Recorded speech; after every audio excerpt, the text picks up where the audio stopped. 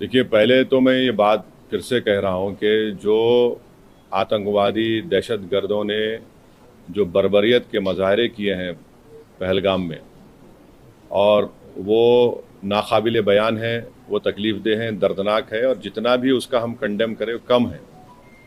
क्योंकि वो लोग तो अपने आप को हैवानात और बदतरीन जानवरों से भी ज़्यादा गिरी हुई हरकत उन्होंने की है।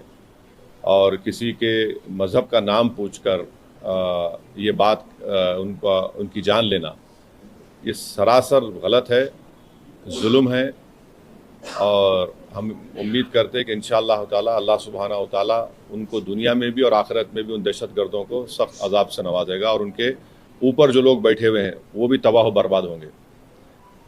दूसरी बात यह है कि जो ऑल पार्टी मीटिंग का है, कल मैंने खुद जनाब किरण रिजिजू साहब से बात की थी, तो उन्होंने कहा कि हम लोग सोच रहे हैं कि उन पार्टीज़ को बुलाया जाए जिनके 5 MPs हैं या 10 MP हैं, वरना मीटिंग लंबी हो जाती। तो बोला हम छोटे पार्टीज़ को बुला लीजिए, तो वो मजाक कर रहे, अरे तुम्हारी आवाज़ तो बड़ी ऊंची है।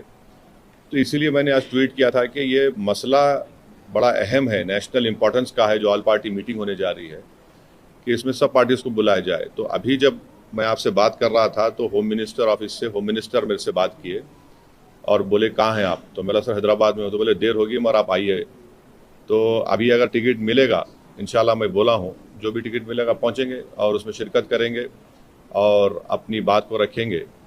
और जहाँ तक ये जो हमला हुआ है, मैं आप लोगों को याद दिलाना चाहूँगा, 2000 अटल बिहारी वाजपेयी की सरकार थी, तो वहाँ पर एक यात्रियों को मारा गया था, नुलवाल कैंप बोलते थे, उसी के नीचे 30 लोग मारे गए, यात्री मारे थे जब वाजपेयी वजीर आज़म थे।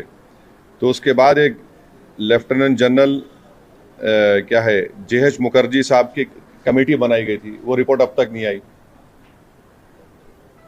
तो ये ऐसा नहीं है कि इन्होंने इस जगह का पहले इंतखाब किया। दूसरी बात यह कि जिस जगह पर इतने टूरिस्ट हैं वहाँ पर एक पुलिस वाला नहीं है, एक CRPF का कैंप नहीं है, कोई सिक्योरिटी के लोग नहीं है। तीसरा यह है कि जो वहाँ पर जो क्विक रिएक्शन टीम थी, CRPF के 2 यूनिट है, जो उनको ऊपर जाने में 1.25 घंटा लगा, और इन कमीनों हरामजादों ने जो हरकत की, वहाँ पर नाम पूछकर गोली मारे, समुदाय पूछकर मारे।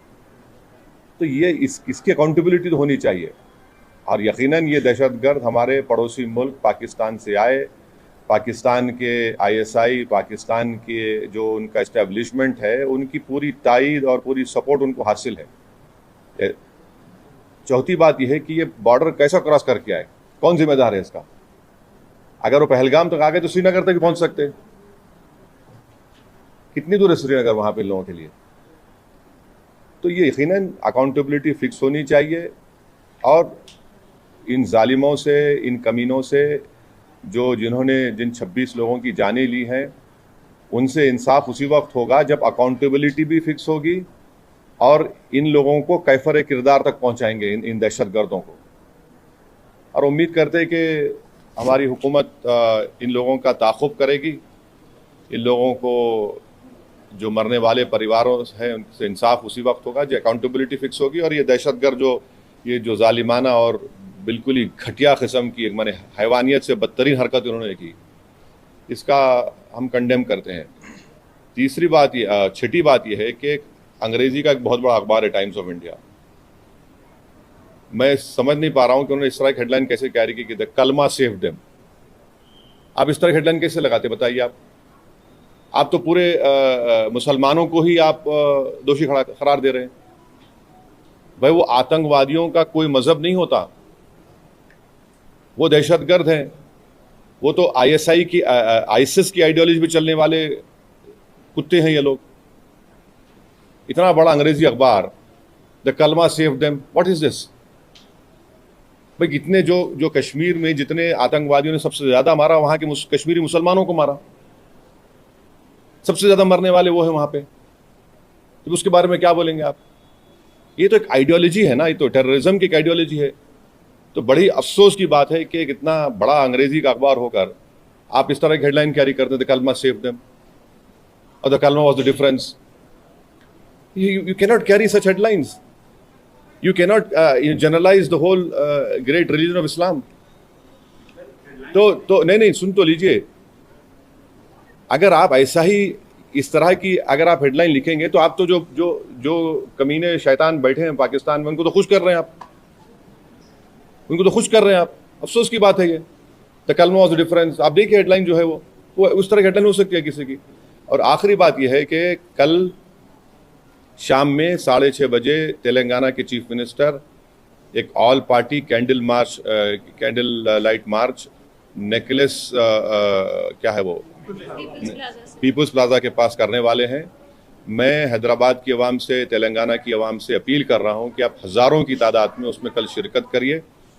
हमको एक होकर इस अपने मज़हब पे चलते हुए, उसके बावजूद भी हम इस बात का ख्याल रखें कि ये हमारे देश का मसला है, मुल्क का, वतन अजीज़ का मसला है। हम तमाम को वहाँ पर जमा होना है। चीफ मिनिस्टर ख़ुद उसकी लीड करेंगे। हमारी पार्टी भी, हमारे पार्टी के MLAs भी, जितने हमारे मेंबर्स हैं, बल्कि जितने जो टेररिज्म के ख़िलाफ़ हैं और जो इस मुल्क से मोहब्बत करने वाले हैं, मैं उनसे उम्मीद करता हूँ कि वो हज़ारों नहीं लाखों की तादाद में वहाँ पर जमा हो। और हमारा वहाँ पर जमा होना ना सिर्फ हम खराज अक़ीदत पेश करेंगे उन मरने वाले ख़ानदानों को, बल्कि हम उन लोगों को भी पैगाम देंगे जो दहशतगर्दी के ज़रिए इस मुल्क में हिंदुओं और मुसलमानों में नफ़रत की दीवारों का और इजाफ़ा करना चाहते हैं। तो टेररिज्म के ख़िलाफ़, भाईचारगी के ख़िलाफ़ और कश्मीर के कश्मीरियों के लिए भी हमको ठहर कर बोलना है। आप किसी एक इलाके के, कश्मीर हमारा अटूट हिस्सा है, हमेशा रहेगा। तो कश्मीर की ज़मीन पर बसने वाले लोग भी हमारे अटूट हैं, इनको भी हमको कॉन्फिडेंस देना है। अब आपका कोई सवाल है तो बोलिए, मुझे जल्दी जाना है।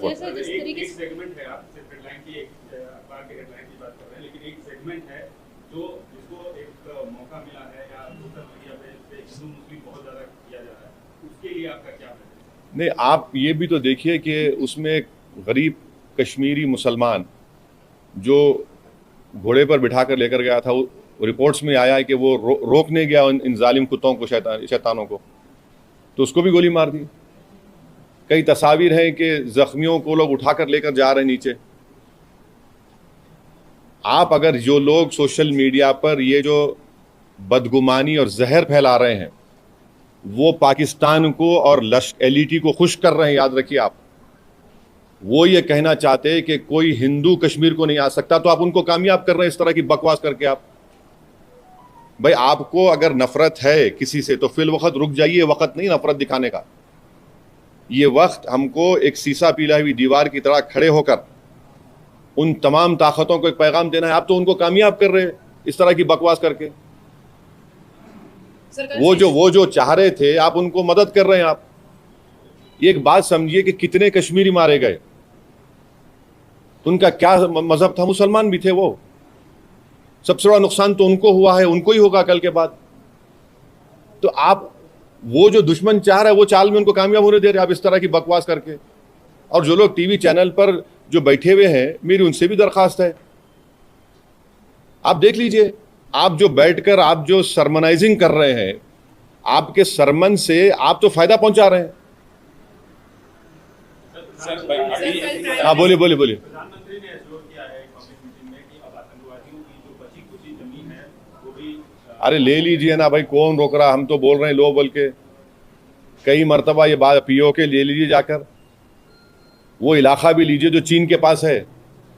POK का इलाका पाकिस्तान ने चीन को दिया, वो भी ले लीजिए। बराबर लेना चाहिए, छोड़ना नहीं चाहिए उसको। बिल्कुल लीजिए, उसमें क्या बात, दो राय क्या है?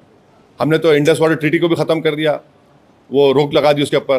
तो अब ये बताइए पानी कहाँ रखेंगे हम लोग? डैम बनाना पड़ेगा ना आपको, पानी कहाँ रखेंगे? दूसरी बात यह है कि झेलम चिनाब का मामला है, तो बागलियार हमने बनाया। अब ये जो चिनाब का मामला पूरा पहाड़ी इलाका है, समझे आप, पहाड़ी इलाका है। और जो झेलम का इलाका है तो आपको फिर लैंड एक्विजिशन करना पड़ेगा पानी के लिए। करिए आप, बहुत अच्छा है। जो आप कर सकते करिए, मगर अकाउंटेबिलिटी फिक्स करिए। इस बात को याद रखिए कि हमने सर्जिकल स्ट्राइक भी किया, बालाकोट भी किया हमने, और 2000 में अटल बिहारी वाजपेयी के ज़माने में नुलवाल कैंप में 30 यात्रियों की यही पहलगाम में मौत हुई थी।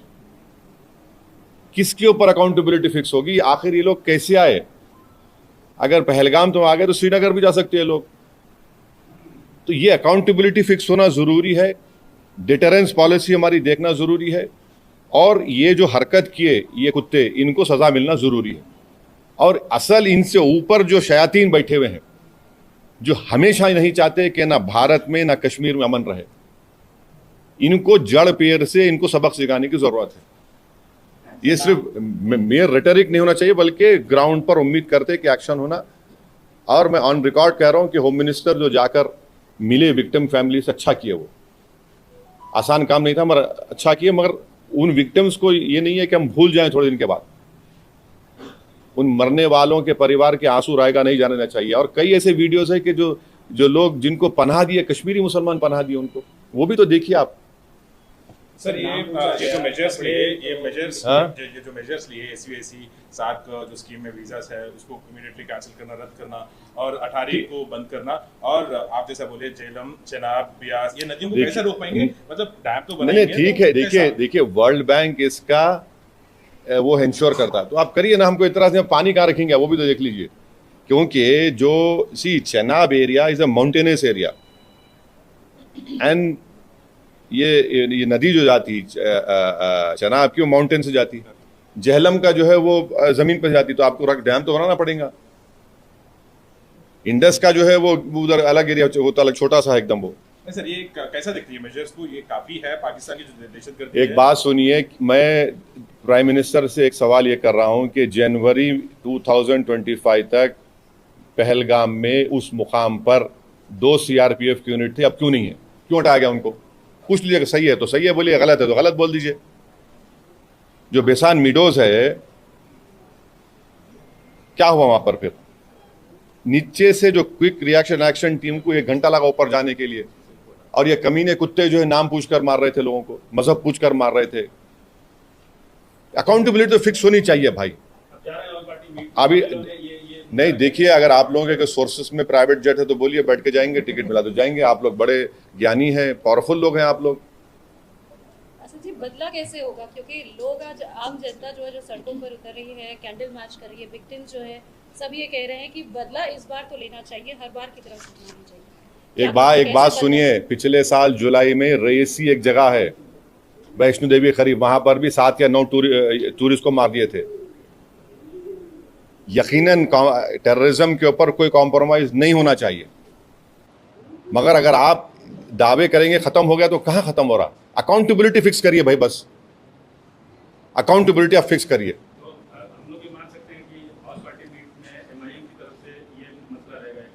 जो यहां बोला हूं ये बोलूंगा, और जो वहां बोलूंगा वो बाहर आके नहीं बोलूंगा। इंटरनेशनल लेवल पे किस तरीके से प्रेशर बन सकता है? प्राइम मिनिस्टर ने अभी पब्लिक मीटिंग में एक बात सुनिए, ये टाइम जो है ना नेशन को देखने का है। जो भी नेशनल इंटरेस्ट में सिक्योरिटी के लिए, कश्मीरियों की तहफ़्फ़ुज़ के लिए जो भी स्टेप गवर्नमेंट उठाती है, एमआईएम पार्टी उसको सपोर्ट करेगी। बाद में हमारी जो शिकायतें हैं नहीं हैं वो बोलते रहेंगे, मगर एज ऑफ नाउ इस क्रिटिकल टाइम पे हम सबको एक होकर ये काम करने की जरूरत है। इंटरनेशनल लेवल पे किस तरीके से? इंटरनेशनल लेवल पे तो सरकार कर रही है ना, सरकार कर रही है। वॉट एवर स्टेप्स जो which have been taken in the cabinet committee on security, we welcome it. ठीक है, जो स्टेप लेना है। आप ये अलाउ तो नहीं कर सकते, मगर हम यही चाह रहे कि कहीं ना कहीं अकाउंटेबिलिटी फिक्स हो। मगर नेशनल इंटरेस्ट में तो हमको एक होने का है। अपने पॉलिटिकल डिफरेंसेस होंगे, वो चलते रहेंगे, वो खत्म होने वाले नहीं है। वो डेमोक्रेसी का तकाजा है, वाइब्रेंट मगर आज की सूरत हाल में यह है कि इसमें हमको थोड़ा देख के। सर, ये रॉबर्ट वाड्रा का स्टेटमेंट अब छोड़ दीजिए ना, अभी अब वो अहम नहीं है। आज अहम है कि कैसे पाकिस्तान से एलईटी के टेररिस्ट आए, उनका हम कैसा उनको रोकेंगे, जड़ पेड़ से निकालेंगे। ये नेशनल इंटरेस्ट का डिमांड है। आप नेशनल इंटरेस्ट में हमको देखना है। सर, अकाउंटेबिलिटी फिक्स होनी चाहिए बोलकर आप कह रहे हैं, तो ये अकाउंटेबिलिटी कैसे फिक्स होना चाहिए? मतलब क्या मेजर्स लेना चाहिए? आपकी तरफ से क्या डिमांड्स रहेंगे? आप सेंट्रल गवर्नमेंट देखिए, अकाउंटेबिलिटी फिक्स होनी चाहिए, वो जो समझने वाले समझ जाएंगे। ओके। थैंक यू, करना चाहिए sir. Thank you, thank you. अब जाने प्राइम दिए। मिनिस्टर ने कहा है कि we will identify, track and definitely we welcome it, please do it. जड़ पेड़ से निकाल कर फेंकिए इन शयातीन कुत्तों को। बोल रहे हैं कि मिट्टी में मिला देंगे। बिल्कुल मिट्टी में नहीं बल्कि पहाड़ में मिला दीजिए उनको, आप चूरा चूरा कर दीजिए उन लोगों को। ये नेशनल इंटरेस्ट में हम कह रहे हैं आपसे, बिल्कुल रोकिए ना, रोकना चाहिए। मजाक है क्या, बोलिए आप? कैसा कैसे, अरे आप वो खाली पढ़ेंगे देखेंगे वो दर्दनाक नज़ारों को तो आप बेचैन हो जाते हैं। क्या गुजर रही होगी उस बच्ची पर जो अपने पति की लाश के बाजू खड़ी हुई है। आज हम तो बड़ा सब जने बातें करते हैं मगर जिंदगी गुजार रहे हैं, कौन पूछता क्या है उनको? एक्सग्रेशिया मिलेगा उसके बाद क्या होगा? उनको तो बहुत बड़ा नुकसान हो गया ना। विवाह हो गए, लोग हनीमून मनाने गए, अब बताइए कोई शादी करके जा रहा है कि ये तो ये क्या है? ये तो डेफिनेटली जो सख्त से सख्त एक्शन ले सकते हैं प्राइम मिनिस्टर, उनको लेना चाहिए और ये जड़ पेड़ से खत्म होना। और इसमें कश्मीरियों का फायदा है। आप बताइए, पूरा टूरिज्म इंडस्ट्री बर्बाद। मैं गया था 3 दिन पहले, हमारे एमएलए इम्तियाज जलील के बेटे का निकाह था। जगह नहीं है आपको वहां पर, श्रीनगर में इतने शादियां लोग आके कर रहे थे वहां पर। अब सब